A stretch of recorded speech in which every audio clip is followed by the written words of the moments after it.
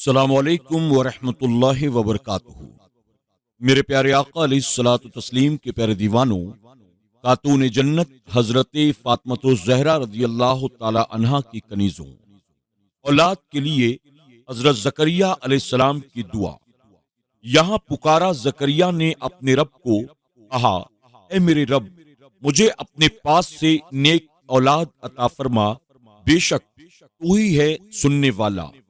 آپ نے جب دیکھا کہ اللہ تعالیٰ نے حضرت مریم کو بے موسم پھل عطا فرمائے ہیں، تو آپ کے دل میں یہ خیال پیدا ہوا کہ اگرچہ میری عمر بڑھاپے تک پہنچ چکی ہے اور میری زوجہ بھی بانجھ ہے، لیکن اللہ تعالیٰ کی قدرت کاملہ سے مہربانی فرما دے تو کچھ بعید نہیں۔ تو آپ نے اولاد کی دعا کی۔ جب اللہ تعالیٰ نے لڑکوں کی جگہ لڑکی کو قبول کر لیا، اس پر بھی خیال آیا کہ بوڑھے کو جوان اور بانجھ کو غیر بانجھ کا مقام عطا فرما دے تو یہ بھی اس کی رحمت ہی کا حصہ ہوگا۔ بیت المقدس کی خدمت کے لیے بڑوں کو قبول کیا جاتا تھا۔ جب ایک ننھی سی بچی کو قبول کر لیا گیا تو یہ بھی اس دعا کے لیے خیال کا سبب بنا کہ رب تعالیٰ جسے چاہے قبول کر لے۔ جب حضرت مریم کو اللہ تعالیٰ نے کلام کرنے کی طاقت عطا فرمائی، جب بچے نہیں بولتے تو آپ کو خیال آیا کہ بے وقت اولاد عطا کرنا بھی اس کی اسی طرح مہربانی ہو سکتی ہے۔ خیال رہے کہ یہاں ایک مقصد نہیں کہ حضرت زکریا علیہ السلام کو رب تعالیٰ کی قدرت میں پہلے یقین نہیں تھا، بلکہ جب آپ نے ولی کی کرامت کا مشاہدہ کیا تو دل کی توجہ اس طرف واضح طور پر ہو گئی کہ نبی کا معجزہ تو اس سے بڑھ کر ہے۔ ان کرامات کے مشاہدے پر اللہ تعالیٰ کی طمع بڑھ گئی، توجہ زیادہ ہو گئی، عرض کرنے کا خیال آ گیا۔ پاکیزہ اولاد، ذریہ کا معنی نسل، یہ ایک اور جماعت اور مذکر اور مؤنث پر بولا جاتا ہے۔ آپ کی دعا ایک مذکر بچے کے لیے تھی جس کا ذکر انشاءاللہ تعالی آگے آ رہا ہے۔ ذریہ کے لفظ کا اعتبار کرتے ہوئے طیبہ لفظ مؤنث لایا گیا۔ دعا مؤنث کے لیے نہیں بلکہ مذکر کے لیے ہے۔ بے شک تو ہی دعا کو سننے والا ہے۔ اگرچہ ظاہری طور پر یہی معنی ہے، لیکن حقیقت میں مراد یہ ہے کہ تو ہی دعا قبول کرنے والا ہے اور کسی کو تو رسوا نہیں کرتا۔ جس طرح نمازی حضرات کہتے ہیں، اس کا حقیقی مطلب بھی یہی ہے۔ مومنوں میں سے جو بھی اللہ تعالیٰ کی حمد بیان کرتا ہے، اللہ تعالیٰ اس کی حمد قبول کرتا ہے۔ ظاہری معنی یہاں بھی حمد کا سننا ہے، وہ مراد نہیں۔ حضرت زکریا علیہ السلام کا مخفی دعا کرنا، یہ ذکر ہے تیرے رب تعالیٰ کی اس رحمت کا جو اس نے اپنے بندے زکریا پر کی۔ جب اس نے اپنے رب کو آہستہ پکارا، عرض کی اے میرے رب، میری ہڈی کمزور ہو گئی اور سر سفید ہو گیا بڑھاپے کی وجہ سے، اور اے میرے رب، میں تجھے پکار کر کبھی نامراد نہ رہا۔ حضرت زکریا علیہ السلام سلیمان علیہ السلام کی اولاد میں سے تھے، بڑھئی کا کام کرتے تھے۔ آپ کی آباء و اجداد جو نبی تھے وہ بیت المقدس میں وہی لکھا کرتے تھے۔ آپ کی کوئی اولاد نہ تھی، اس لیے رب تعالیٰ سے دعا کی۔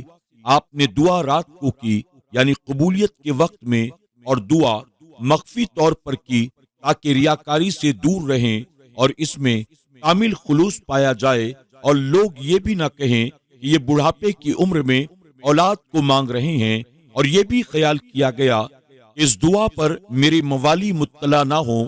دعا کرتے ہوئے پہلے آپ نے عز و اظہار کیا، اے میرے اللہ تعالیٰ، میری ہڈی کمزور ہو گئی۔ اعلیٰ حضرت مولانا احمد رضا نے العظم کا ترجمہ ہڈی کیا ہے اور دوسرے ترجمہ کرنے والوں نے ہڈیاں۔ آپ کے ترجمے پر لوگوں نے اعتراض بھی کیا، جس کا ذکر میں نے اپنی کتاب تسکین الجنان فی محاسن کنز الایمان میں کیا ہے۔ حقیقت میں یہی ترجمہ معتبر ہے۔ علامہ آلوسی فرماتے ہیں، جوف و کمزوری کی نسبت العظم کی طرف، کیونکہ یہ صلب ریڑھ کی ہڈی ہے، بدن کا ستون اور جسم کا ستون ہے۔ جب اسے ضعف اور نرمی پہنچے تو تمام ہڈیوں کو کمزوری پہنچتی ہے اور ان کی قوت زائل ہو جاتی ہے۔ علامہ ذم خشری اور محققین نے یہی پسند کیا ہے کہ مفرد یعنی جنسیت پر دلالت کر رہا ہے، مراد اس سے جنس ہے، یعنی وہ جسے بدن میں ستون کی حیثیت حاصل ہوتی ہے اور وہ بدن کا قوام ہے اور اس سے بدن کو قوت حاصل ہوتی ہے۔ اس میں کمزوری آنے سے تمام بدن میں کمزوری حاصل ہوتی ہے۔ مذکورہ بحث کے بعد اعلیٰ حضرت کے ترجمے کی فوقیت واضح ہو گئی۔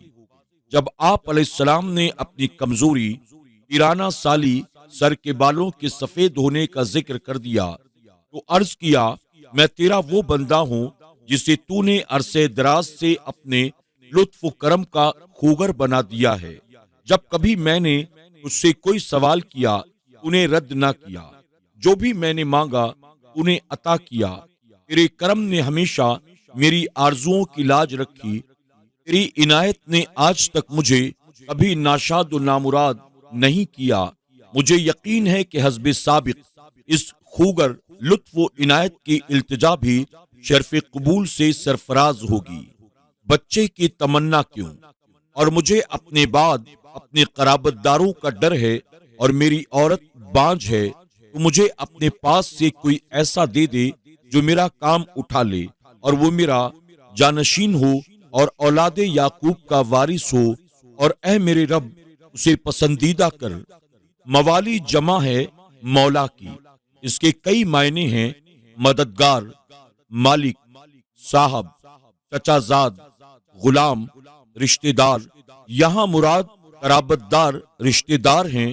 آپ علیہ السلام نے عرض کیا، اے اللہ تعالی، دین میں فساد پھیلائیں گے، اس لیے مجھے بچہ عطا فرما جسے منصب نبوت پر فائز کر دے تاکہ وہ امور دین کی حفاظت کر سکے۔ اسے میرے علم اور نبوت کا میرا اور اولاد یعقوب میں سے انبیاء اکرام علیہ السلام کا جانشین بنا۔ یہاں وراثت سے مراد مال و دولت نہیں بلکہ علم اور نبوت ہے، کیونکہ نبی کریم صلی اللہ علیہ وسلم کا ارشاد گرامی ہے، ہم انبیاء اکرام علیہ السلام کی جماعت کا کوئی وارث نہیں بنایا جاتا، ہم جو مال بھی چھوڑ کر جاتے ہیں وہ صدقہ ہوتا ہے۔ اور آپ نے فرمایا، علماء انبیاء اکرام علیہ السلام کے وارث ہوتے ہیں۔ بے شک انبیاء اکرام علیہ السلام کا کوئی وارث دراہیم و دینار کا نہیں ہوتا بلکہ ان کے علم کے وارث ہوتے ہیں۔ میرے پیارے آقا علیہ الصلوۃ والتسلیم کے پیارے دیوانوں، خاتون جنت حضرت فاطمۃ الزہرا رضی اللہ تعالی عنہا کی کنیزوں، آج کے درس میں بس اتنا ہی۔ مزید اس کے آگے کے واقعات انشاءاللہ کل کے درس میں سماعت کریں گے۔